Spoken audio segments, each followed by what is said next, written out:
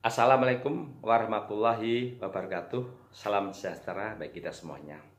Yang kami hormati semua peserta National Conference of Industry, Engineering and Technology ya, yang diselenggarakan oleh jurusan mesin Politeknik Negeri Semarang.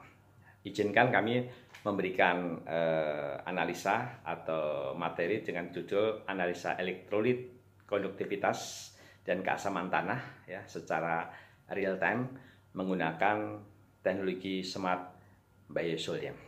Teknologi ini menggabungkan ya teknik keairan, pertanian dan environment ya untuk konservasi air dan tanah yang berbasis pada aktivitas mikrobia yang dikontrol oleh satu sistem real time yaitu dengan IoT ya Internet of Things.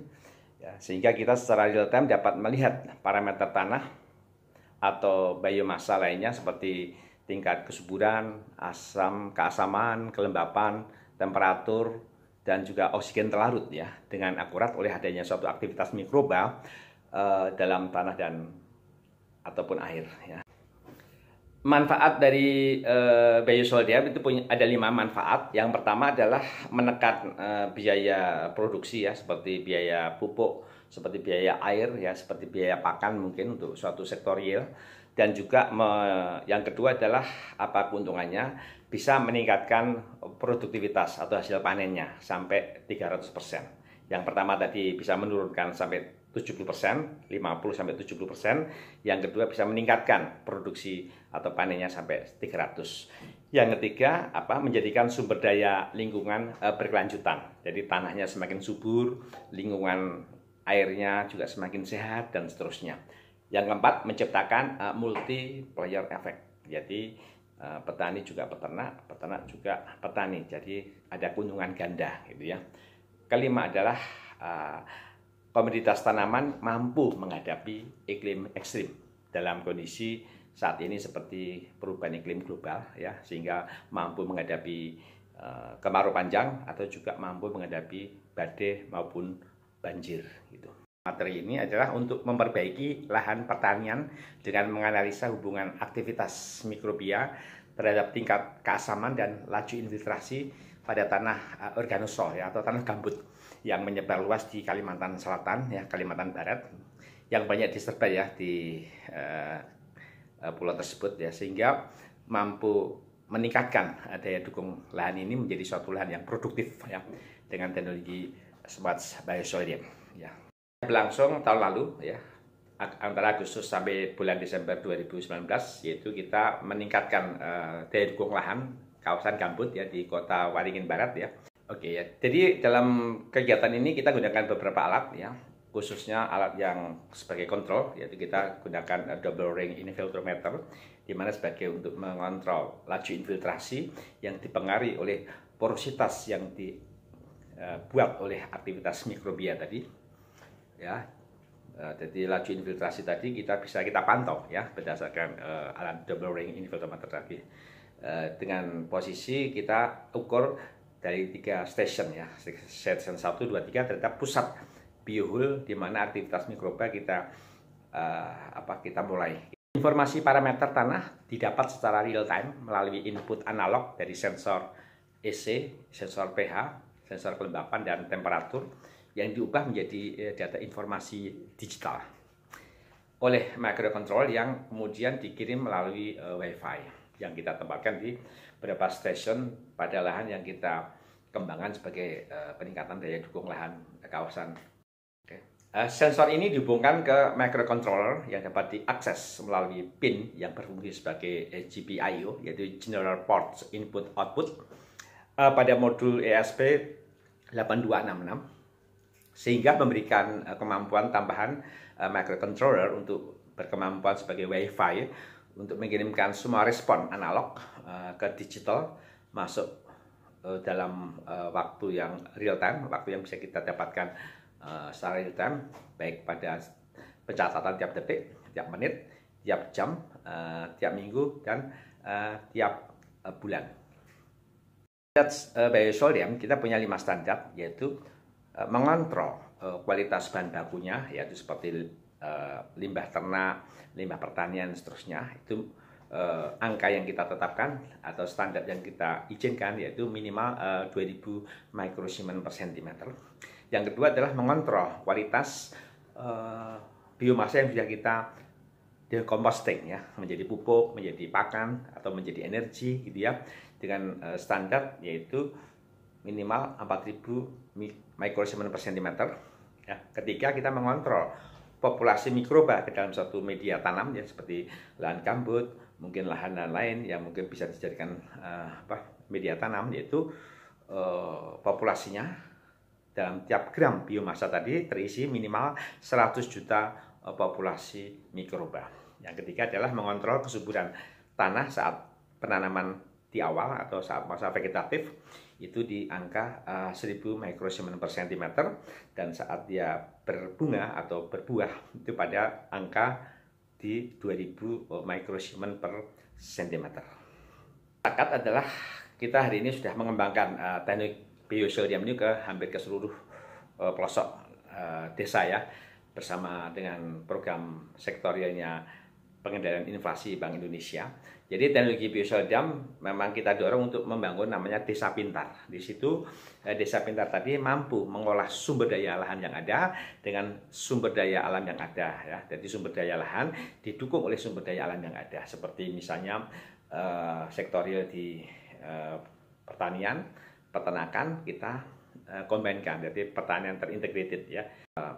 Semua limbah peternakan kita olah menjadi pupuk untuk suatu kegiatan pertanian. Semua limbah pertanian juga kita olah menjadi pakan untuk kegiatan peternakan. Jadi hari ini kita punya 35 laboratorium produksi mikrobia alfalfa yang menyebar di seluruh Indonesia ya, yang dibangun oleh Bank Indonesia ya, untuk mendukung pengendalian. Inovasi Smart Biosodium menggunakan debit limpasan sebagai media penyebaran agen hayati secara radial melalui lubang atau lubang masuk ya, inflow atau biohole, sebagai pusat penyebaran populasi mikroba bersama air ya. Jadi di sini mengapa debit untuk menghitung tadi sebagai katalisa, yaitu H sama dengan 0,278 CIA, di mana C adalah nilai koefisien limpasan, I adalah intensitas curah hujan, dan A adalah luas area. Berdasarkan rumus tersebut didapat hasil debit limpasan seperti dalam tabel berikut. Jadi nanti penyebaran mikroba sebagai agen perombak biomasa dapat dikontrol melalui perhitungan laju infiltrasi ya, yang masuk air yang menyerap ke dalam tanah di beberapa radius titik ya dari pusatnya biohole sebagai pusat penyebaran mikroba. Dengan menggunakan metode Horton ya, mengamati laju infiltrasi berawal dari suatu nilai F0 ya, atau nilai awal ya, dan segera secara eksponensial menurun sampai pada kondisi konstan. Jadi salah satu persamaan infiltrasi paling awal dikembangkan oleh Horton adalah dengan rumus F variable D ya sama dengan FC plus F0 min FC pangkat E minus KT ya. Ini ada koreksi sedikit ya, pangkat.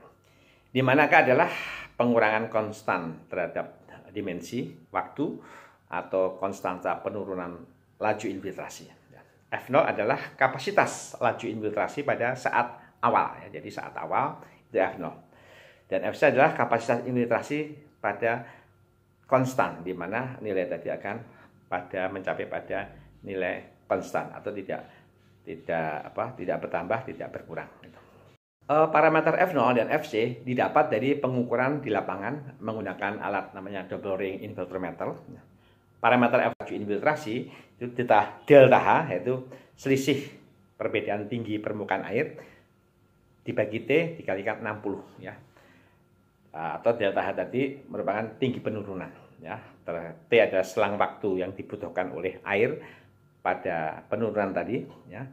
Terus masukkan ke dalam menit ya tentunya. Penentuan intensitas hujan rancangan menggunakan data hujan station di Palangkaraya ya, tahun 2012 sampai 2017. Analisis statistik dilakukan untuk mengetahui jenis distribusi yang digunakan. Distribusi yang digunakan dalam penelitian ini adalah dengan distribusi log persen 3 pengecekan distribusi dapat diterima atau tidak peluang hujan yang dihitung menggunakan uji C-square ya. Debit rencana sebagai katalisa mikrobia M11 menggunakan intensitas hujan selama 1 jam. Karena perkiraan hujan yang paling dominan di daerah penelitian memiliki durasi kurang lebih 1 jam, durasi hujan. Pada penelitian ini kita gunakan koefisien yang terkecil yaitu di 0,7.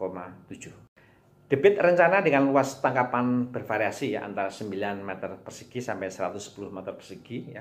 Di sini kita bangun per sistemnya gitu ya. Per lubang dia mampu mengcover 110 meter persegi maksimal per satu sistem penyebaran mikroba. Memiliki hubungan berbanding lurus.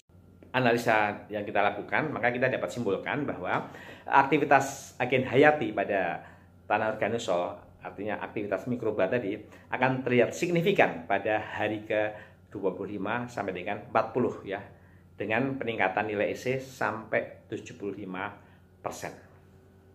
Sedangkan perubahan nilai pH atau keasaman tanah dari kondisi asam ke netral pada tanah organosol atau tanah gambut dicapai pada hari antara 40 sampai dengan 45 setelah dimulainya aktivitas mikroba atau agen hayati ya. Peningkatan nilai EC berhubungan dengan tingkat pH tanah. Semakin tinggi EC maka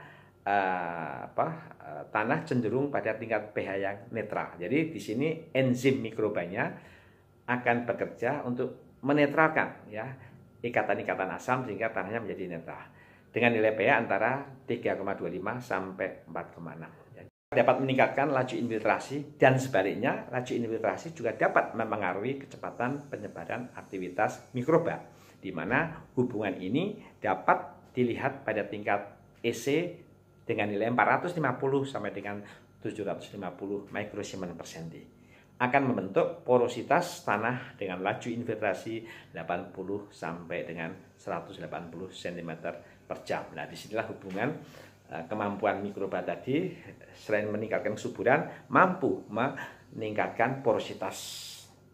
Ini dapat dilihat dari laju infiltrasi yang kita ukur yaitu antara 80. Karena tanah organosol atau tanah gambut terbentuk dari proses pelapukan bahan-bahan organik seperti pembusukan tanaman dengan lapisan cukup dalam dan padat sehingga sulit ditembus oleh akar. Tingkat keasamannya tinggi dan hara mikro-makronya kecil. Ya, metode ini agar lebih optimal lagi, maka masih perlu dikaji ulang untuk berbagai variabel ya seperti uji filler atau pengisi dari media dengan berbagai macam bahan ya seperti tanah humus. Kedua, uji distribusi biohul dengan tipe vertikal sehingga penyebaran mikroba tadi secara radial bisa menyapu satu hamparan lahan gambut menjadi lebih. Demikian paparan dari materi kami, semoga bermanfaat. Wassalamualaikum warahmatullahi wabarakatuh.